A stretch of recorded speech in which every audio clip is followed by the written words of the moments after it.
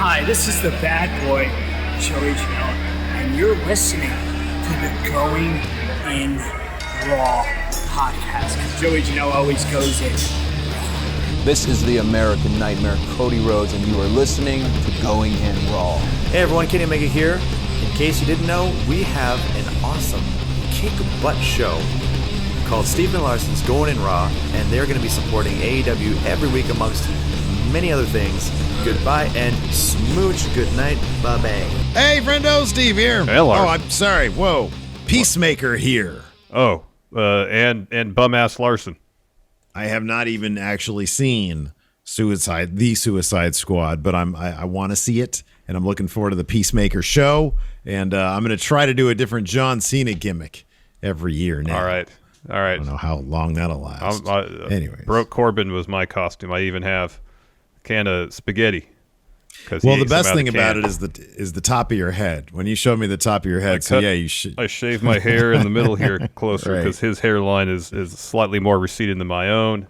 So I tried to get that detail. I got the stains on the shirt here. Some ketchup, mustard. It's great. It's awesome. Bum-ass Corbin. It's great.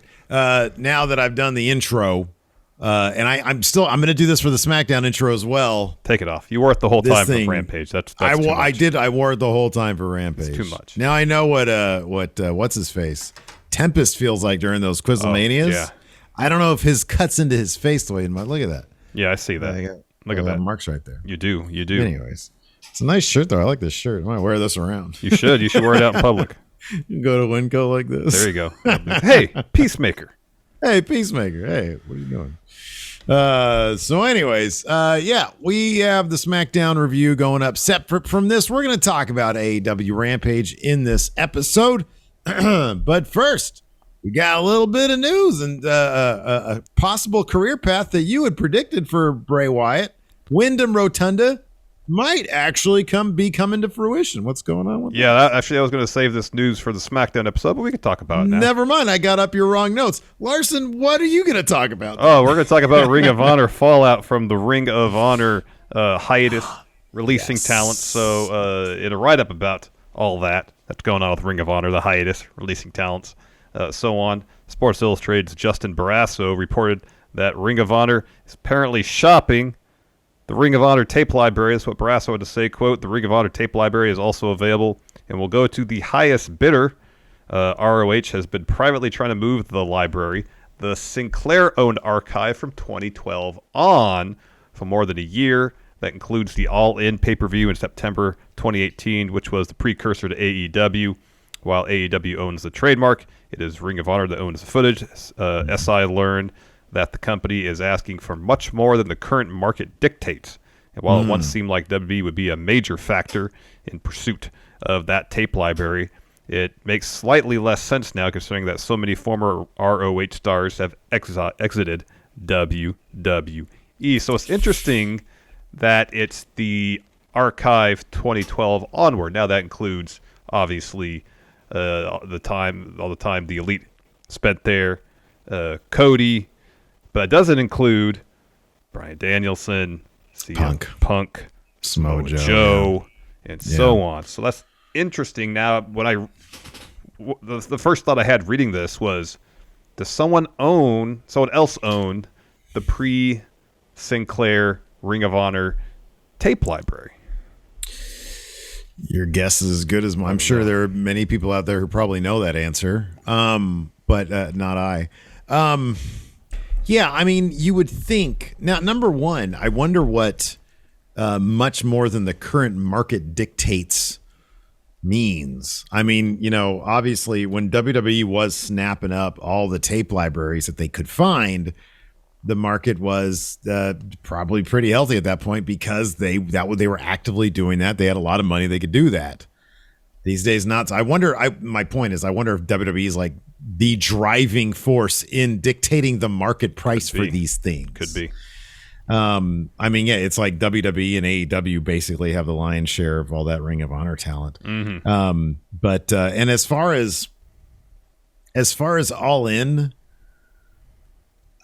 I don't even know. I mean, I don't even know if Tony Khan would care about that. I mean, maybe just to have it for historical value. But I mean, that was the show that he went to, I think, to talk to them about, hey, we could do a whole thing.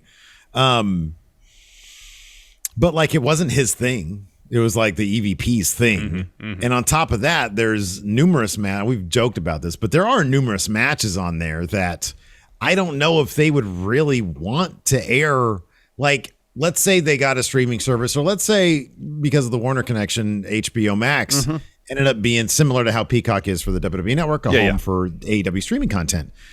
Would they cut out the Joey Ryan stuff? Oh yeah, I would think so. I mean, would that extend to Tessa's involvement in that match with Britt, Chelsea, and Jordan? Yeah, I don't know. And then the Okada and Skrull match. There's that as well. So yeah, I don't know. I don't know. It'll be interesting to see what happens with it. I mean, dude, it's funny because I know Ring of Honor said they wanted to come back in April. Yeah. The way everybody was talking about it, it sounded like the death of a company. Because it seems clear that they're going to be changing things going forward with all these contracts they're releasing and terminating and whatnot.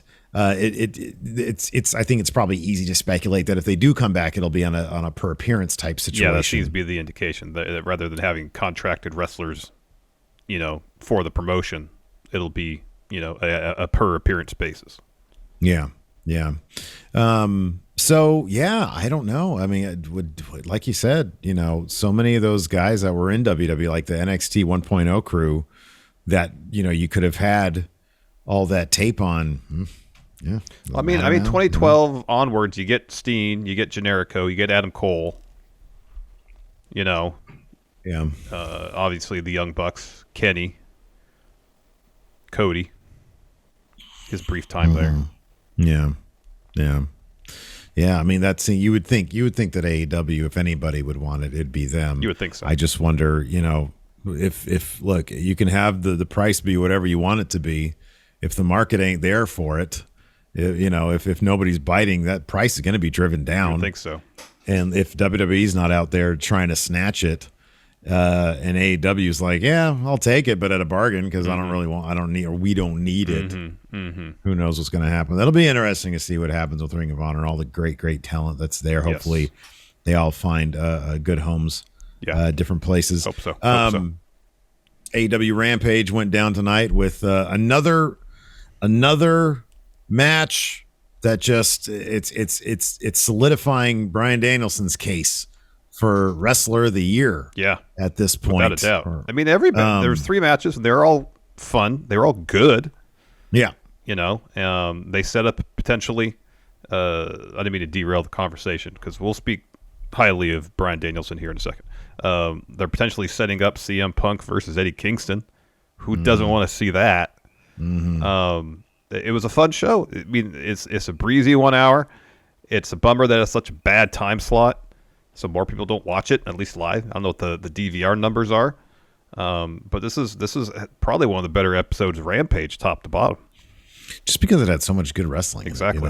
I mean, I understand, dude. It's not they don't move story necessarily. There's no heavy story beats on Rampage, largely because of the audience, I would imagine. It wasn't live, so they're not going to do that stuff. Any heavy story beats are going to be on live episodes. But yeah, that being said, if you want, it is still more on par with what's going on in Dynamite than what's happening on Dark and Elevation. Absolutely. But yeah, I mean, besides the Danielson Eddie Kingston match, the setup for Kingston versus Punk, I mean, it's funny because I do see plenty of criticism about how Punk is being utilized. You and I are both really into it. I think it's fantastic that he's like, doing the, hey, I'm old and I'm trying to get back into the swing of things here. And Eddie Kingston versus him. I mean, my only hope, they don't just relegate their feud to a couple of quick video package promos. They let them get in the ring. Oh, I know. Face to face. I know. And just say what they're going to say. I know. That'll maybe help get Punk out of the we're still in a little bit of the happy to be here phase for Phil. And step in the ring opposite Eddie, not necessarily to wrestle at first, but just to spar verbally, that could be great. That could be great. Yeah, I don't necessarily see, the way they've booked Eddie Kingston. I don't know that Eddie Kingston is booked stronger than on par with Darby Allin, who Punk beat. He's booked stronger, certainly, than Matt Sydal. Who's another guy? Hobbs. He's booked stronger than Hobbs. Yeah. Bob Fish. Yeah. So this will be an outstanding match, and I fully expect Punk to go over, but it's going to be a battle. It's going to be an absolute battle. So yeah, I thought that was really good. The main event was tons of fun. It was what was it? A trick or treat? What was it? It's a street fight. Yeah, Halloween street fight. Street fight. Trick or street fight. Maybe they called it the same thing that SmackDown did. I don't recall. I don't remember. I know there was I don't know. Anyways, it was Britt Baker versus Abadon. Really fun stuff. Tons of fun. Doing the whole, horror. I really wish Abadon would make it on cable TV a bit more. Same. But since I derailed the praise we were about to bestow upon one Bryan Danielson, let's get back to that. Man, just a killer match with him and Eddie Kingston.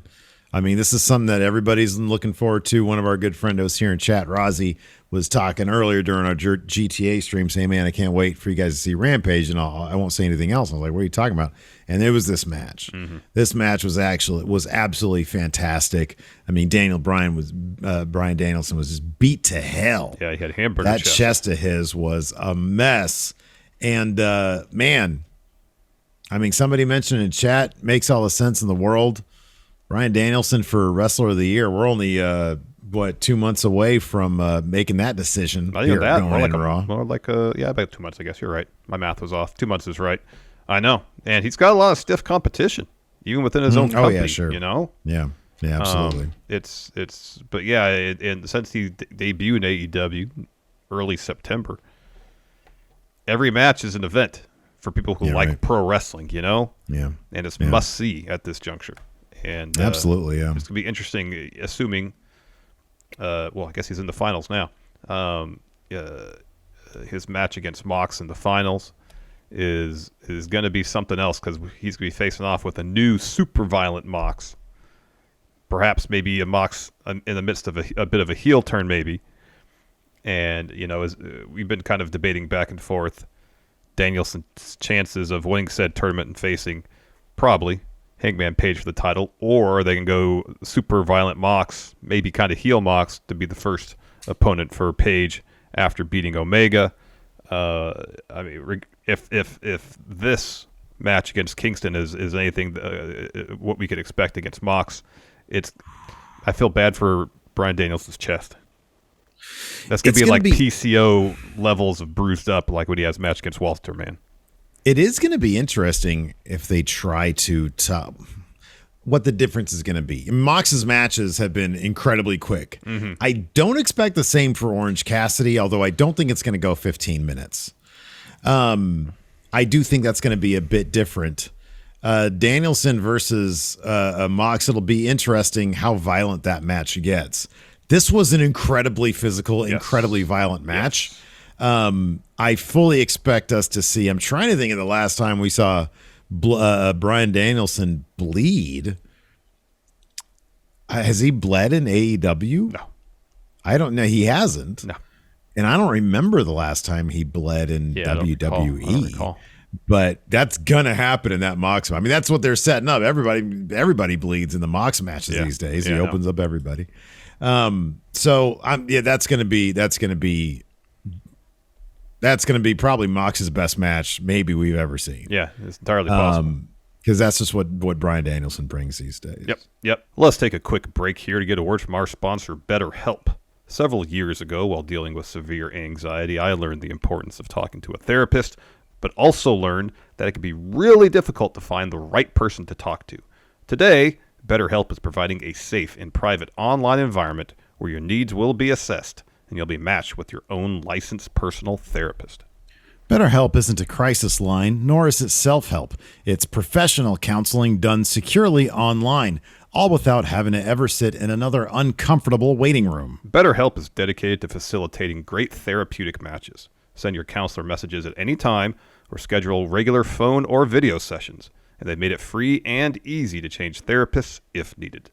And you don't have to limit yourself to counselors in your area. BetterHelp services are available worldwide, so you can find the expertise you need regardless of location. BetterHelp is affordable, convenient, and everything you share is confidential. We want you to start living a happier life today. As a Going In Raw listener, you'll get 10% off your first month by visiting our sponsor at betterhelp.com/raw. Join over 1 million people who have taken charge of their mental health. Again, that's BetterHelp, HELP.com/raw. And before we get back to the show, let's get a word in from our sponsor, Blue Chew. So, Larson, you know, man, there might be times when guys out there are looking for a little bit of extra confidence when it comes time to get down to business with their lovers. And we're here to tell those guys that with chewables from BlueChew.com, you can help make sure you're able to perform when you're in the smash zone. Yeah, Blue Chew's chewable tablets deliver the same active ingredients as Viagra and Cialis at a fraction of the cost and combats all forms of ED. So it can help guys out there get that extra bit of confidence they may need when it's time to perform, whether they're going in raw or keeping it wrapped up. And you don't have to pay a trip to the doctor's office to get them either. Blue Chew is an online prescription service. So that means no doctor's offices, no awkward conversations about trying to hit that pile driver, and no time wasted waiting in line at the pharmacy. Yeah, you know what I mean? Pile driver, Larson. You know what I mean? Yeah, I know what you mean. And Blue Chew makes the process simple. Sign up at BlueChew.com. Consult with one of their licensed medical providers who will help you find the right ingredient and strength for your prescription. And once you're approved, you'll get your prescription within days. So if you're looking for some extra confidence when it's time to perform, visit BlueChew.com. And guys, here's a special deal for you. Try Blue Chew free when you use our promo code GIR at checkout. Just pay $5 shipping. That's BlueChew.com, promo code GIR to receive your first month free. Well, let's dive right into it. Show kicked off with Bryan Danielson versus Eddie Kingston. Danielson was working Eddie's arm early. They trade some headbutts. Bryan tries to go back to the arm. Instead, Eddie hits a drop kick. Neckbreaker gets him a 2. And throughout the match, Eddie is just chopping the hell out of Danielson's chest. It is literal hamburger by the time the match closes. It's just bruised, and there's lacerations on it from all the chops. Yeah. So Bryan low bridges Eddie out of the ring, follows with a sliding drop kick. He's looking for a running knee off the apron. Instead, Eddie punches him on the way down, hits with a Saito suplex on the floor. Bryan barely beats the 10 count, and Eddie starts working over Danielson's neck. He's at one point he's looking for a superplex. Danielson turns that into a super belly to belly for himself. Eddie goes for a half and half. Bryan escapes that, hits a head kick, some yes kicks. He goes for the D plus, and as he's doing that, Eddie just collapses. So Danielson gets on top of Eddie with some ground and pound, locks on a Fujiwara armbar. Eddie powers up, hits Danielson with a DDT. He goes for an enziguri. Danielson must have been watching Arn Anderson block Black Masses. He threw that forearm up, blocked the kick, hits a forearm. Eddie responds with a back fist. And Eddie's going over to cover. And then Danielson locks on a triangle. And Eddie tries to power him up. He can't. And then Danielson starts hitting elbows on him. And he pauses for a bit, and Eddie throws up the middle finger. Danielson just cranks on that triangle, some more forearms, and Eddie just passes out. Yeah, man. It was great. Yeah. It was great. Yeah, Fantastic. that back fist was gnarly. It dude. was vicious. It was vicious, and he just collapsed. Yeah, that was good stuff. That was great stuff. So we go to commercial. We come back, and afterwards they show that during the commercial break, Danielson offered his hand to Eddie. Eddie didn't shake it. He walked out of the ring. Yeah. And his foul mood would continue as he went backstage and interrupted CM Punk trying to do an interview. Yeah. So he's talking about just some sort of pithy stuff. He says, yeah, Halloween's my favorite holiday. And then you just hear in the background, Eddie chirping. And I love this because it moves from one scene to another, and it's fluid. And so he comes in and he's all complaining about losing. He walks up to Punk. He's like, what do you think is so funny? Because it's like, Eddie's walking around. He's got his singlet like pulled down, and he's just in a rage. And obviously it's going to be kind of funny. So they start John. Eddie's escorted out. Punk asks him, oh, you want to go to sleep again? I just saw what happened. I'm disappointed in you, Eddie. Be professional. Oh, it was so good. So good. Yeah, and he looked like he wanted to laugh the whole time. He did look like he wanted to laugh the whole time. That is going to be a physical match. That's going to be a lot of fun. It is going to be a lot of fun. After that, we had Matt Sydal versus Dante Martin. their third bout. This match, again, a lot of fun. Matt Sydal doing what he could to try to ground the high flyer, Dante Martin. In the end, though, it wasn't enough. Dante, down the stretch, hits one of those massive sunset flips he does. Those things are amazing. Gets hits the head scissors, and basically jumps up and stomps Sydal while Sydal is standing upright on his collarbones. So he leapt, a good 4.5 feet in the air. Mm-hmm. It was amazing. Yeah, it was crazy. So that gets him another 2. Sydal goes up top. Dante shoves him off, and then Sydal ends up hitting a Rana on Dante, get him off the top rope. That gets him a 2. Sydal goes for a lightning spiral. Dante escapes that. He kind of trips up Sydal, hits a double springboard moonsault to get the win. Yeah. Fun match. After that, so this is generally my favorite part of Rampage, the Mark Henry interview. And, of course, this week it was special because on one side of the screen, it's always a split screen, you have Abadon. And then on the other, of course, Britt Baker and her crew. And so Henry asks Abadon a question about the match, and she just goes, and spits up blood. Everywhere. He says, well, I guess Abadon has no comment. Britt, what do you have to say about that? And she says, as a hardcore legend, I'm cool with no DQ matches. Plus, I brought a couple of zombies with me, and this is Rebel and Jamie Hayter. They got the makeup on, yeah. And then Abadon leaves, and she's like, wait, where'd she go? And then Henry's like, all right, well, I guess the time for talking's done. Time for the main event. Yeah, it was pretty great. It was pretty funny stuff. It was pretty great, and that was our main event, Britt Baker versus Abadon. Early on, Abadon hits the stunner. Britt rolls out of the ring, and then Rebel and Jamie set up a table, or pull a table out from the ring and set it up. Go to commercial, come back. Abadon's in control. She sets up a chair in the corner, but then Britt sends her into it. Jamie and Rebel pull Abadon onto the table. Abadon fights them off. She gets on the apron, brings Britt out there with her, and then Britt hits Abadon with a swinging neck breaker on top of the table. The table doesn't break, though. Nope. They just kind of hit it, slide right off. So Britt tries to break the table, suplexes Abadon onto it, still doesn't break. Just falls out, yeah. And then it's funny because you could see underneath, and typically these things are gigged. They're gimmicked, yeah. And this did not look like anybody had touched this table at all. No. So it was very strong. Yeah. So they're selling that. Then Abadon does like the Undertaker sit up thing, where she just pops right up. So she gets up. She goes around the corner and grabs a bag from under the ring, dumps it out. In the ring is filled with thumbtacks. So Britt is looking to hit like an STO on the thumbtacks. Abadon blocks that. Abadon's looking for a DDT on the tacks. Britt blocks that. She runs the ropes and Britt does, right into an Uranagi onto the tacks. Abadon covers. Britt kicks out. Abadon covers again. Britt kicks out again. So then Jamie Hayter slides a chair into the ring. Britt picks it up, throws it at Abadon's head, then wraps her chair around her neck, stomps it, which looked awful. Yeah.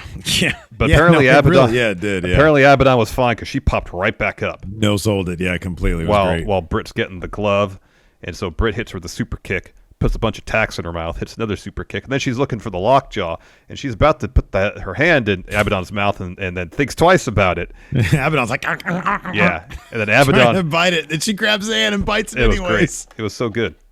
Yeah, it was rad. So then Rebel and Jamie get on the apron to distract Abadon, and then Britt ends up rolling up Abadon on the thumbtacks to get the win. Fun bout. And just runs out of there. Just gets the hell out of there. It was a fun bout. It's a bummer that Abadon's not on Dynamite or Rampage more often. I know. I wonder. I mean, I don't know. We're not there. We don't know what. Maybe they just feel like the gimmick only goes so far. She needs to freshen up the wrestling skills. I don't know. I honestly don't. I'm just throwing that out there as one idea.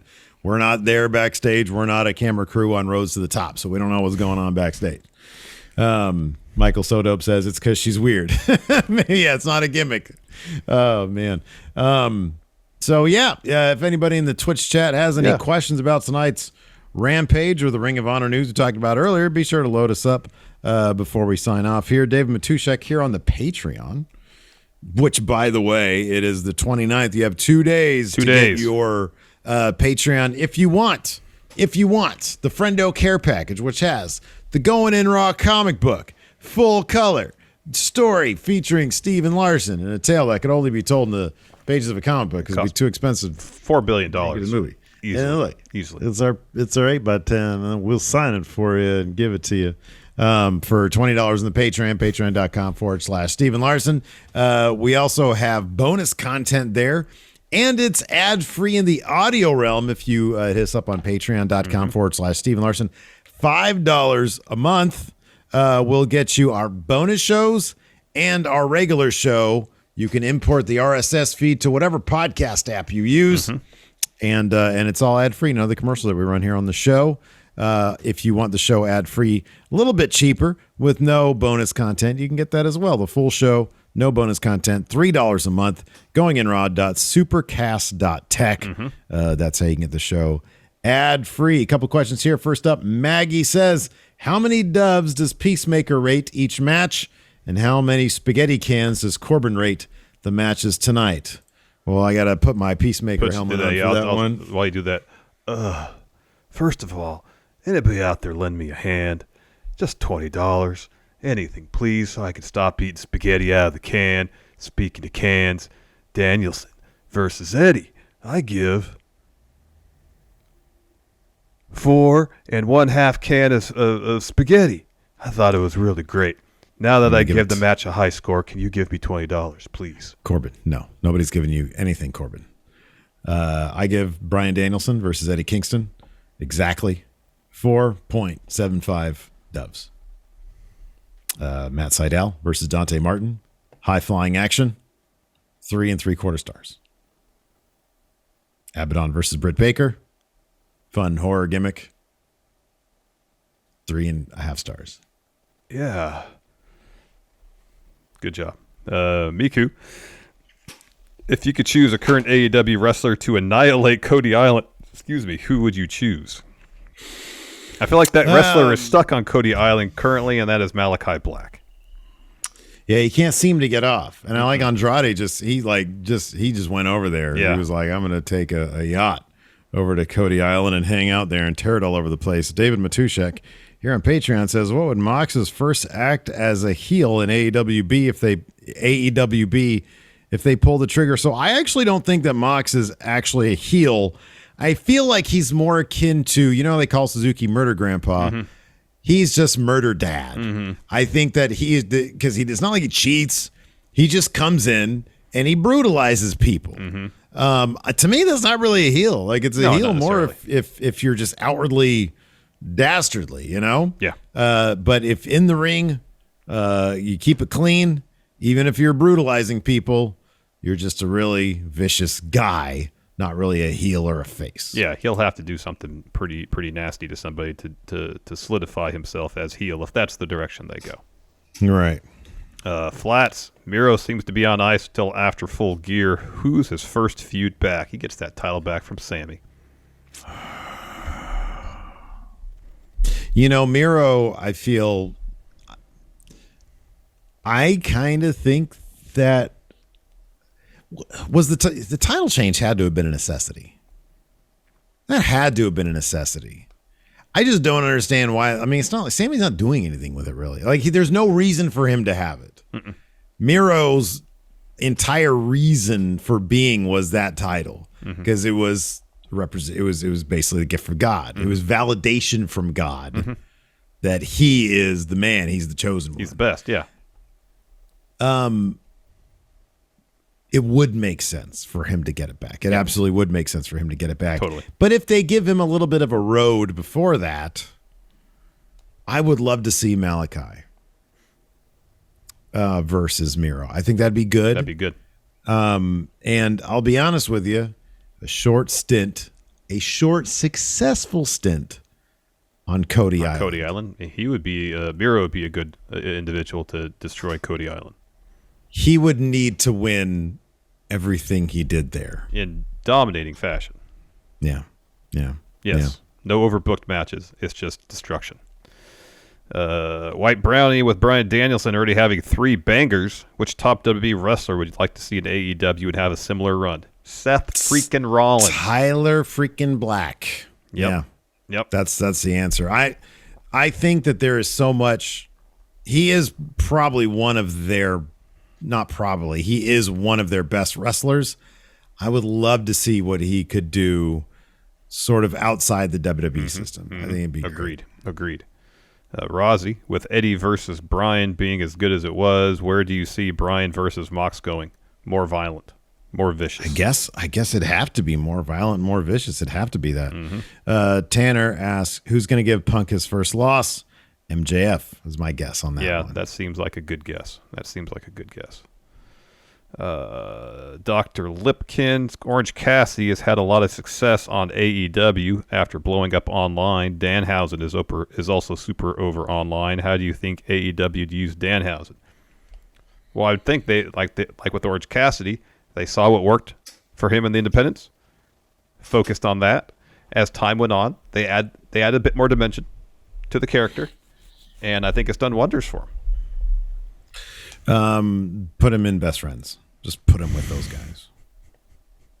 Just do that. Although he's got a good thing going in before Ring of Honor stopped being Ring of Honor. The PCO stuff that I saw was pretty damn funny. So I don't know. Maybe just let him do his own thing. Yeah. The leader of the Dark Order would be good. Oh, that'd be he's interesting. The new Exalted. That would one. be interesting. I could. I don't know if I could see it, but I'd love to see it. Dark Dank Lucha, Steve Larson, what's your ideal scenario regarding the fate of Ring of Honor? You don't have to mention wrestlers to a place, but instead you want to have them absorbed into another company, regress to a smaller level in their next phase, etc. I kind of want Impact to make a serious move for all of it. I don't want to see Ring of Honor go out of business simply because then it's one less place for wrestlers to go and work and earn money professional wrestling. Yeah. Also, Ring of Honor's got that their legacy as a company is pretty rich and pretty vast. And while what they've done in the past will never go away, it would still be a bummer to see that brand either go out of business or be folded into some other promotion. So, I mean, ideally, you'd like to see it reconstituted in some form. It seems going to be much like it's going to be smaller. If they're not going to pay contracted wrestlers, but if it could be on. There's several mid-sized independent promotions who do shows on like YouTube or stream on Fight TV. And if they could survive on that level and try to redevelop and bring in new talent and bring prominence to that brand again, that would be awesome. Yeah, I mean, look, if they could somehow find a way. The thing about Ring of Honor is that they just, for all the talent they had, they can never capture that buzz. Like GCW came in and man, they have really, really just captured the zeitgeist when it comes to independent wrestling. Yep. And in a way that Ring of Honor just had a really hard time doing. I think a lot of it did have to do with presentation. I mean, the DIY aesthetic of GCW, I think, is a very appealing thing. Everybody wants to be a part of something that just seems organic and ground level. Yeah. And Ring of Honor it was not that. But if they can figure out a way to operate on a GCW business level, they're gonna have to figure out a way to capture some buzz, though. And maybe a fresh start, a relaunch, is enough to get people curious and at least check it out, to try to support. And with that first show back, whatever it is, has to be a doozy. It's got to be a really good one to get people coming back. And you can't have, that was my main issue with Ring of Honor, is just the presentation was so corny. There was nothing compelling about it. And sometimes what you wrap it in really does matter. Oh yeah. And it's like the energy and excitement of GCW, even when they're running one of their shows and it's entirely backlit by like outside by the sun, the outdoors venue by the sun, and it's got that like sense of urgency to it. The Ring of Honor just lacked. If they can capture, I'm not saying rip off GCW and all of a sudden your font is all like grungy or whatever, but certainly bring some sense of urgency to what you're doing. And maybe, they've talked about reimagining the product, And that's what they need to do. I mean, I think that's why they blew up in 2002, 2003, 2004, is because it had, like, when you go back and look at that old stuff, it has that feel to it. You know, it's not quite ECW or CCW, but it's got that, like, low res feel to it. Yeah. You know? Yeah, it definitely did.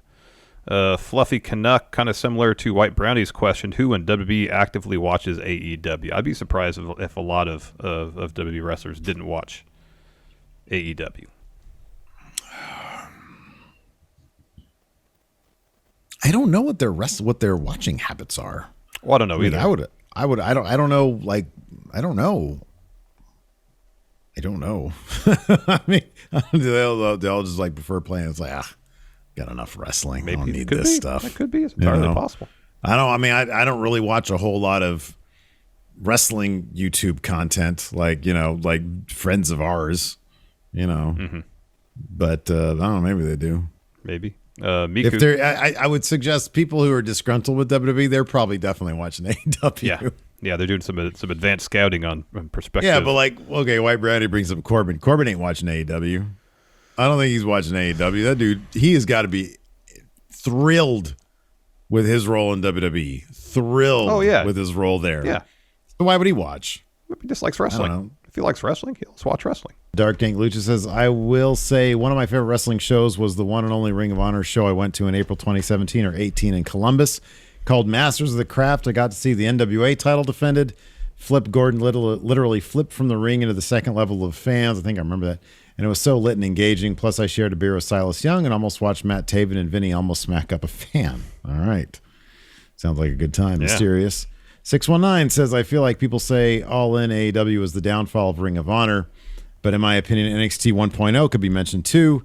Basically became what old school Ring of Honor was and felt like a completely different product than main roster because Triple H was in control instead of Vince. That's a really good point. It is a good point. That's a very good point. Yeah. But I mean, given that up until AEW, Ring of Honor essentially had the bigger stars that went to AEW, I think that's why I feel like it was AEW that put them in the ground. Yeah. You could probably point to several things. Probably to several things. Bear Winning, remember Ring of Honor was used as the venue for the final showdown of Randy the Ram Robinson and the Ayatollah. That's historic right there. That is a historic match. Yeah. We potentially saw a man die in the ring there. Anyways, that's going to do it for us. Thanks, everybody, for tuning in. We appreciate it. Our SmackDown review should be up shortly. Yeah. Thanks for watching. Till next time, we'll talk to you later. Bye.